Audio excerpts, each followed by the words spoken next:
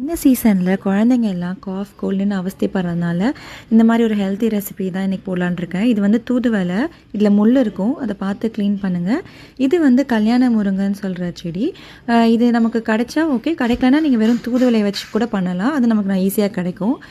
இலையெல்லாம் சேர்த்துட்டு கொஞ்சமாக மிளகு சீரகம் மிக்ஸி ஜாரில் ஆட் பண்ணிவிட்டு ஒரு தடவை ஓட்டி எடுத்துக்கோங்க.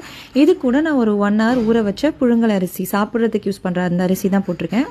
இதையும் அரைச்சிட்டு ஒரு திக் பேட்டராக எடுத்துக்கோங்க. இதை அடை மாதிரி சுட்டு கொடுத்தீங்கன்னா குழந்தைங்களுக்கு ரொம்ப நல்லது. நீங்களும் ட்ரை பண்ணுங்கள். தேங்க்யூ.